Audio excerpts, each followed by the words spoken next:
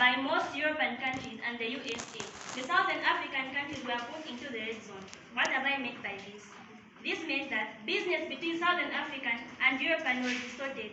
In turn, this negatively affects most economics in Southern Africa, Zambian inclusive. Point of interjection. My current speaker here thinks this is a church where they will be able to go in front of people and be able to start read sermons.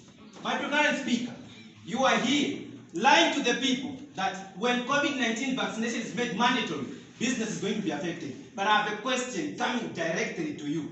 If people are forced to get vaccinated, there are so many side effects attached to that. So the only thing you as a government are quite interested in is for people to get vaccinated out of their own way. I don't know whether my opposing side is maybe clear about this motion. Allow me to continue. If our economy collapses today, or this negative impact, who has caused it? Who has caused it, my people? It's the people who are not willing to get vaccinated. Point of interjection. Not allowed. Ladies and gentlemen, On a serious point of interjection. Members of the House, indeed affiliates to this symposium, I am heavily burdened once more that the current speaker is stating that if people do not get the vaccination, there shall be a downfall in the economy. Members of the House, indeed affiliates to this symposium, let me bring statistics to the table. The Zambia Situation Report dated 14 September 2020 recorded 13,466 cases, of which 2.5% was the fatality rate, and 95.5% was the recovery rate. They are forgetting the fact that COVID-19 is self-recoverable, and secondly, they are forgetting that COVID-19 vaccination does not end in any economic outgrowth. Members of the House, indeed affiliates to this symposium, may the speaker please bring dressed facts to this table and not to mislead this House. I submit. Ladies and gentlemen, this speaker is talking about, we all understand that now the world is a global economy, and so whatever is happening in Zambia is also happening in the USA. When we take the variants to the USA, they will ban us and they will put us in the red zone. And so these are the people that do not even understand what's happening on the ground. But the government will feel the pinch and the impact. Ladies and gentlemen, we have all been asked to take the vaccination and to be made mandatory. Thank you very much. Members, point of defense. ladies and gentlemen, allow me to go to my second point, which is it is more expensive to treat a severe patient than buying a COVID-19 vaccine for that person. So, ladies and gentlemen, imagine if a patient is being vaccinated, it will be less expensive than buying. Treating a severe COVID-19 patient required amount.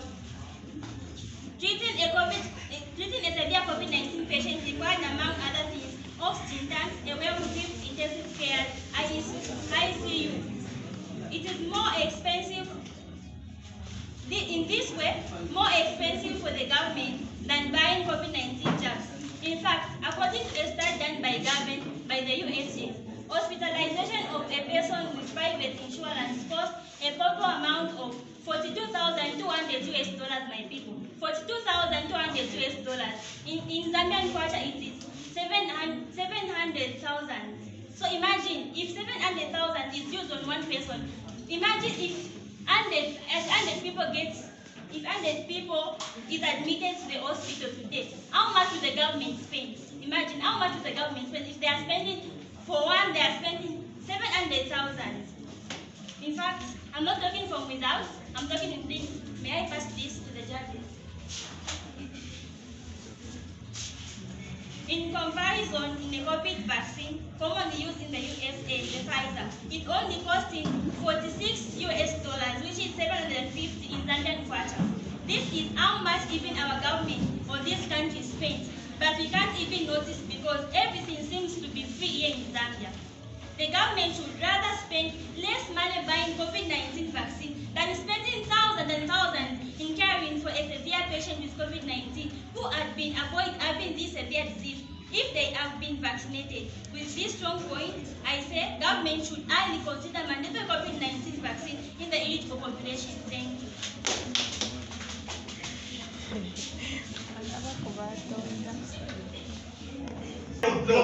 We are here for a battle, but not a battle of weapons.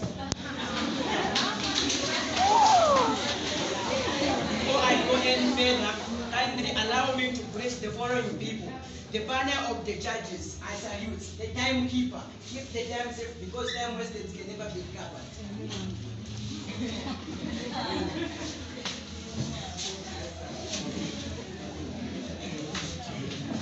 Can I kindly say, all the protocols are highly observed. I am standing here to debate on a motion which states as I read. Government should consider mandatory COVID-19 vaccination in the eligible population, of which I strongly oppose with the following points. If people are forced to get vaccinated, there will be violation of fundamental human rights. Instead of the government to recognize, protect, and promote human rights.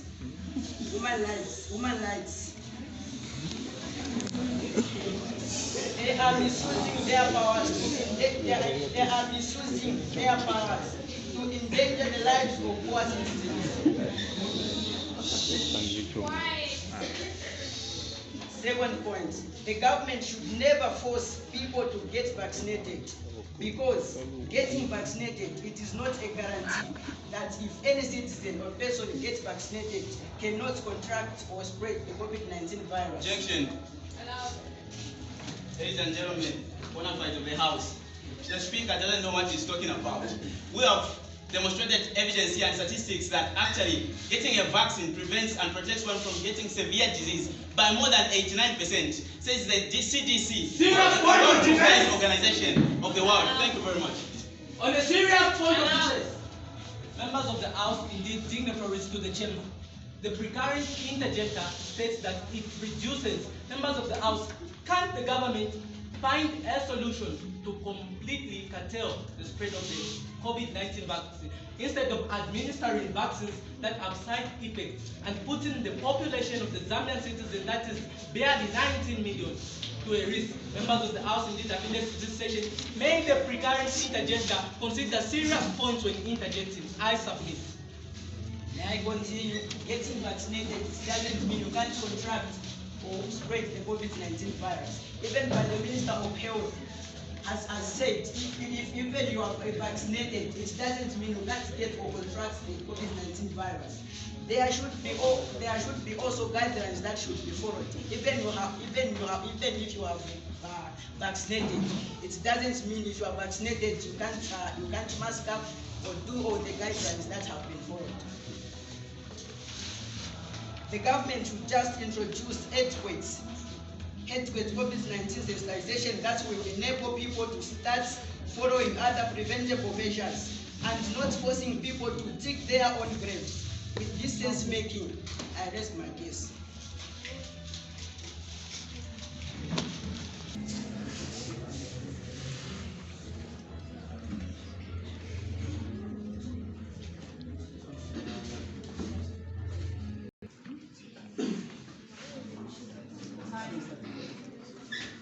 Brace yourselves with grace, because you're about to face disgrace.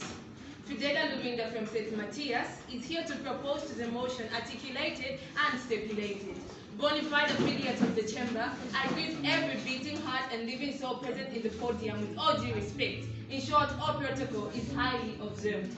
Members of the House, COVID-19 vaccinations should be made a mandate. Why do I say so? Because China, as a good example of mandatory vaccination, has recorded to have the least number of deaths. Bonafide affiliates of the chamber, let us not forget that China is the country where COVID-19 started, and yet they have got the least number of deaths. Why? Because of vaccinations. Compared to America, which currently stands as the most recorded deaths in the world. Why? Because it has got its vaccinations as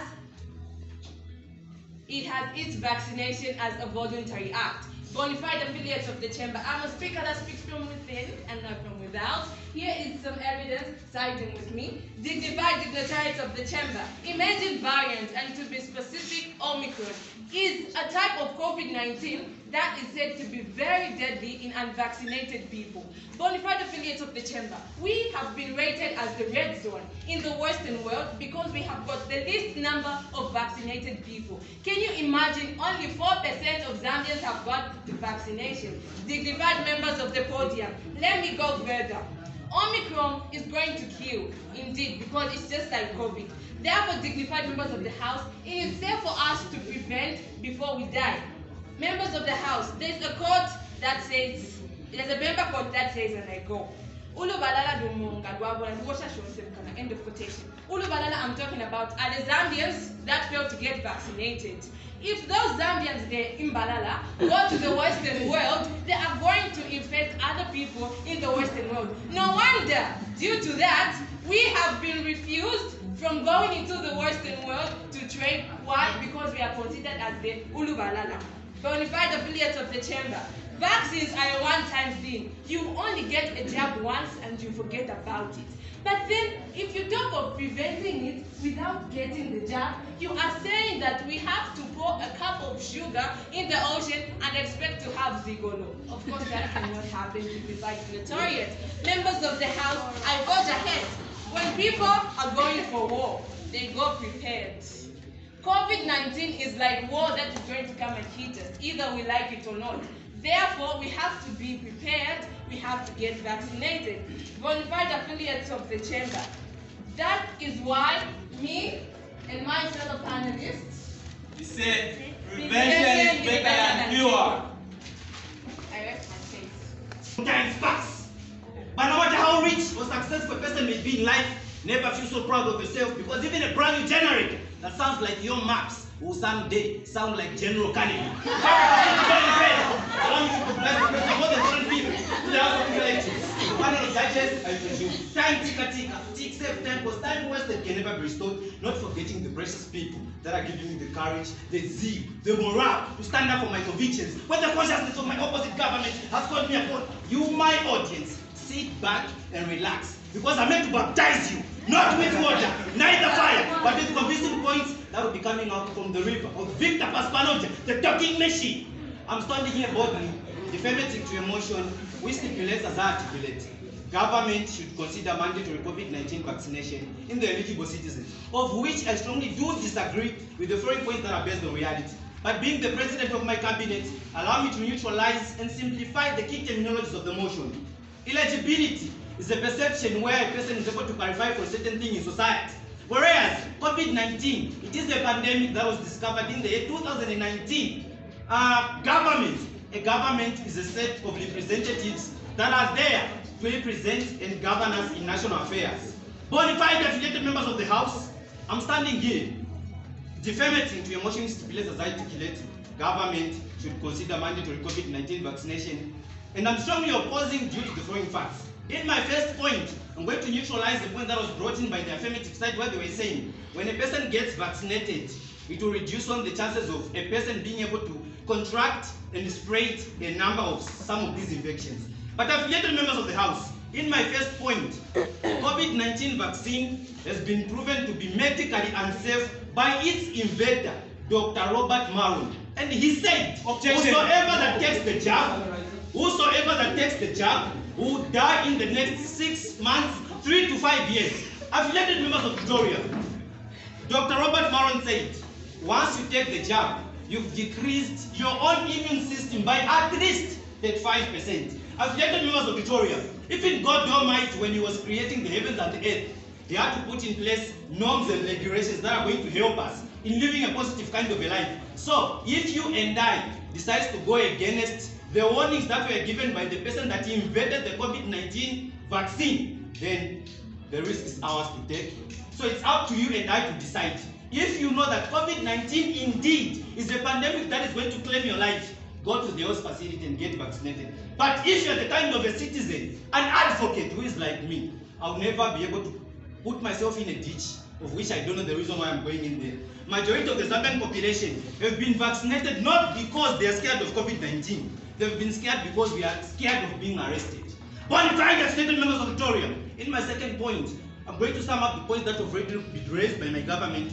In my second point, COVID-19 is just like many other of these infections. Let's bear in mind that Zambia is said to be a Christian nation and a democratic nation. And according to the basic principles of democracy, democracy is said to be the rule of the people.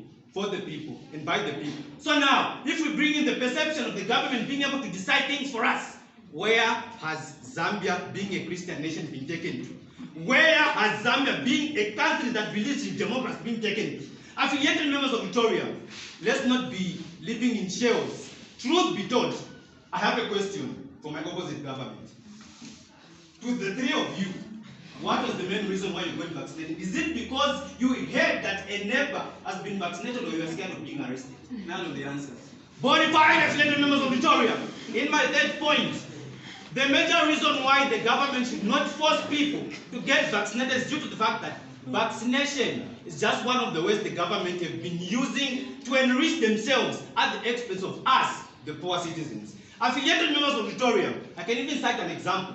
Last year, when Stan Chilufya was health minister, the money that came in as relief for COVID-19 vaccination, instead of him to use the money appropriately by making sure that all those people that were living in self-isolations and quarantines have a positive kind of a life, what did he do? He decided to get the whole lot of the money, put in his pockets, and what happened? He started procuring expired medicine.